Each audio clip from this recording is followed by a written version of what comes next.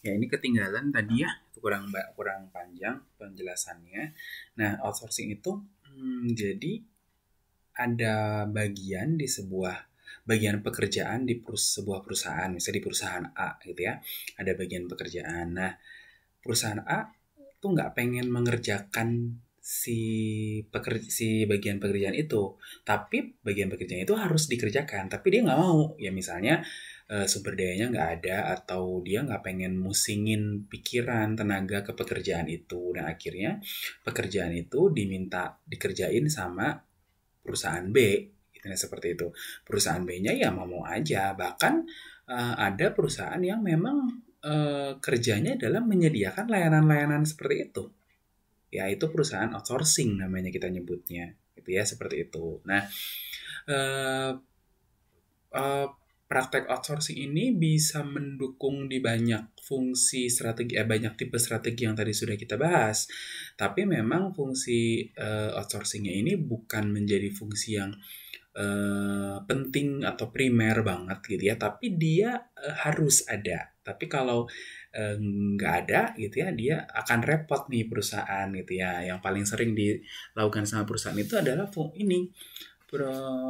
fungsi misalnya security ya, terus apa namanya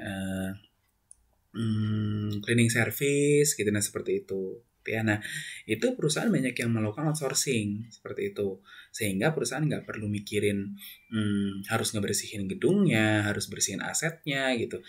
Tinggal bayar ke perusahaan outsourcing itu gitu, nah seperti itu ya. Nah, ini banyak dan fungsi ini tuh bisa melebar ke banyak tipe strategi gitu ya, banyak tipe strategi. Misalnya mau penetrasi pasar gitu ya, mau midnight sale gitu. Nah, yang karyawan intinya perusahaan itu gitu ya, di departemen store itu ternyata keberatan buat jaga pas midnight sale gitu, kasih aja ke outsourcing, itu bisa seperti itu ya. Jadi luas gitu loh pemanfaatannya gitu, seperti itu. Nah, ini bentuk apa ya, sub strategi yang terakhir ya, di mana sub strategi yang tadi dari merger, akuisisi, dan yang lainnya itu bisa digunakan untuk mendukung semua jenis strategi, beberapa jenis strategi gitu. Nah, berikutnya ada bagian lain ya, tapi ini sebetulnya nggak ada hubungannya sama tipe strategi, kita nggak ada.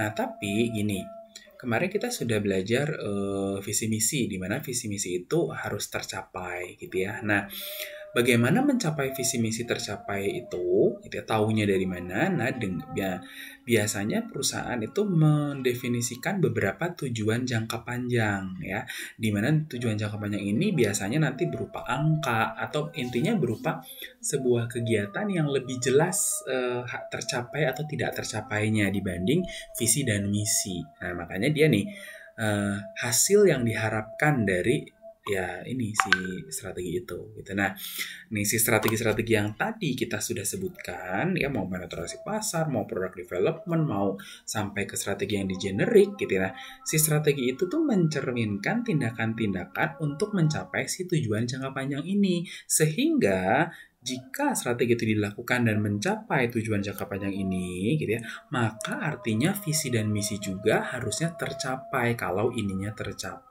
Gitu, nah seperti itu. Nah, nanti kita akan lebih belajar menurunkan ini lebih jelas itu ada di setelah UTS, ketika kita belajar implementasi strategi, dan lebih lebih jelas detail banget nanti di semester 6 ketika belajar SPM. Nah, jadi ini hanya contoh saja nih.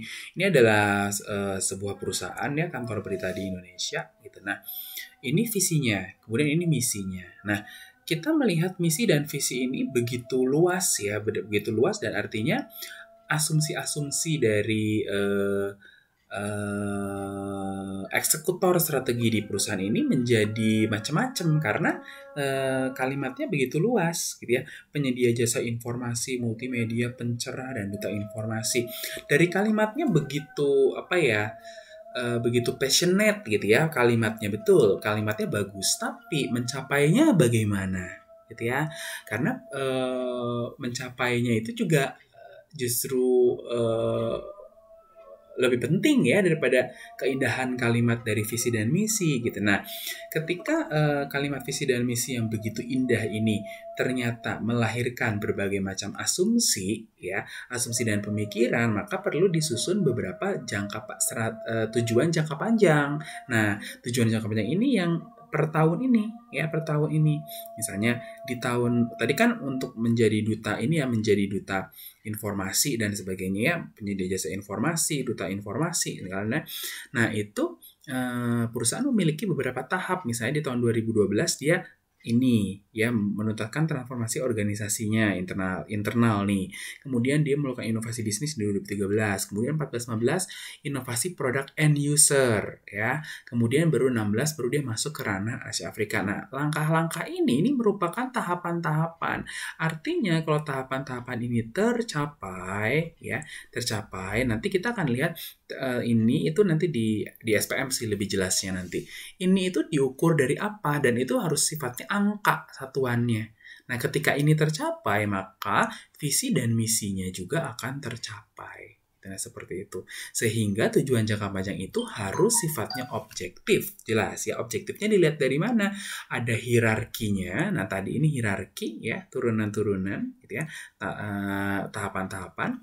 Kemudian bisa tercapai ya, bisa tercapai. Artinya jangan membuat tujuan yang sulit tercapai juga gitu ya. Kalau sulit tercapai ya dia siapa yang akan termotivasi gitu ya untuk mencapainya. Nah, kemudian tujuannya itu sesuai sama si visi misinya tadi, tujuan jangka panjangnya ya, sesuai. Jadi jangan visi misinya bilang apa, tujuan jangka panjangnya bilangnya nggak nyambung. Kalau kita lihat yang tadi, visi misinya itu sangat jelas akan tercapai gitu ya. Karena kelihatan ketika menjadi duta pencerah segala macam itu di tahun 2015 gitu, nah seperti itu. Ya, terus yang kalau dia tadi di misinya ada internasional segala itu tercapai di akhir visinya itu di 2016. Nah, seperti itu. Nah, tadi saya katakan dari 15 16 itu kita bicara mengenai jangka waktunya. Jangka waktunya juga harus jelas. Tahun ini kita mau mencapai apa, kita tahun ini mencapai apa. Bisa dikatakan, saya sering suka bilang, ini tuh anak-anak tujuan. Kalau nggak ada anak-anak tujuan, anak-anak tangga ini, tujuan yang di atasnya nggak akan tercapai. Gitu, nah seperti itu. Nah, itu tujuan jangka panjang ya, di mana tujuan jangka panjang itu sangat jelas nanti kesinambungannya untuk mencapai apapun jenis strategi yang dilakukan oleh perusahaan. Dari yang banyak tadi 16 jenis tadi itu akan